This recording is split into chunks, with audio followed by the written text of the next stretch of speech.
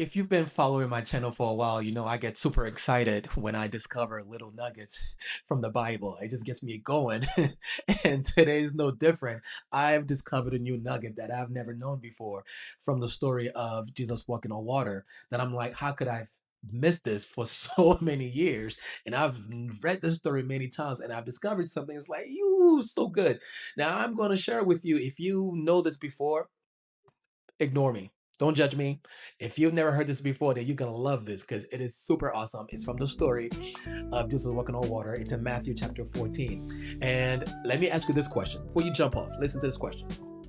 Have you ever thought of how the disciples got in the boat in the first place? Or why they were there in the first place? Yeah, I bet you never thought of that. So same thing. I never thought of that question until this week. Matter of fact, till today, when I was going through that story again, it's like, wait, this jumped out to me. Here's what jumped out to me is that you can be in the will of God and still find yourself in the middle of the storm. I'll say it again. You can be in the will of God and still find yourself in the middle of a storm. I'm sharing this because I was encouraged by what I discovered, and I think I want to encourage you. So hopefully you find it encouraging as well.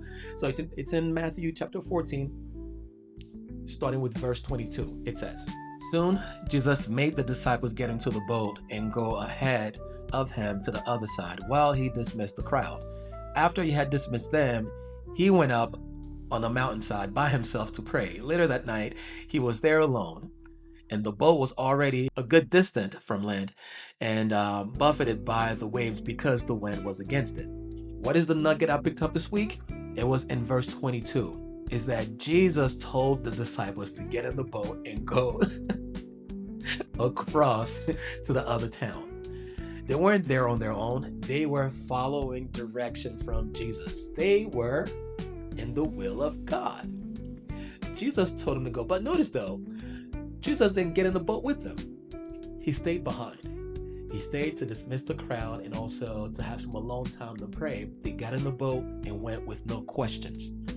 But along the way, a storm came. And what really encouraged me is what happened next. The other nugget I got from the story. So let's be honest. Typically, when I listen to that story, the focus has always been on Peter walking on water. It's like, yeah, if you keep your eyes on God and don't look at the waves and storm, then you'll be in the you're gonna do great things if you keep your eyes on God, don't focus on what's happening around you, which is an awesome and a good theme to live by. But I always missed this part. Is that's what happened next after Jesus walked over to them, which was like hours later. This is what it says. Shortly before dawn, Jesus went out to them walking on the lake. When the disciples saw him walking on the lake, they were terrified. "It's a ghost," they said, and cried out in fear. But Jesus immediately said to them, "Take courage, it is I. Don't be afraid." What jumped out to me, and that is the fact that when Jesus walked on the water to get to them, he could have just stopped the storm. He could have ended everything right there and then because Jesus is here now. Why not just end the wind and calm everything down? But no, he met them in the storm and said, "Take courage, it is I."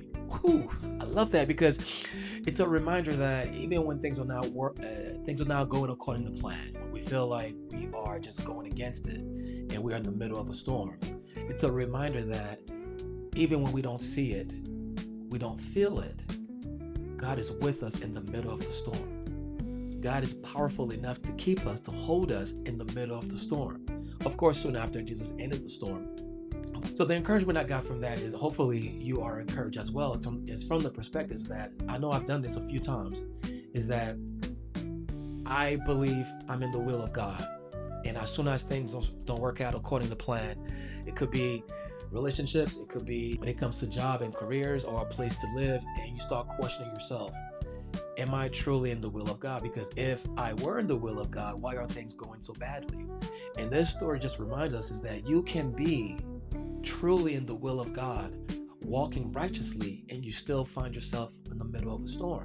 And when that happens, it's not to question yourself and fall behind and start putting yourself down, but it's to hold your head up and trust that you heard from God and God is with you, right? Be encouraged because God is with you in the middle of a storm. And when the time is right, on God's timing, He will calm the winds and the sea and get you exactly where you need to be and redeem the time. So that's the nugget I wanted to share with you all. Hopefully, this is new to you.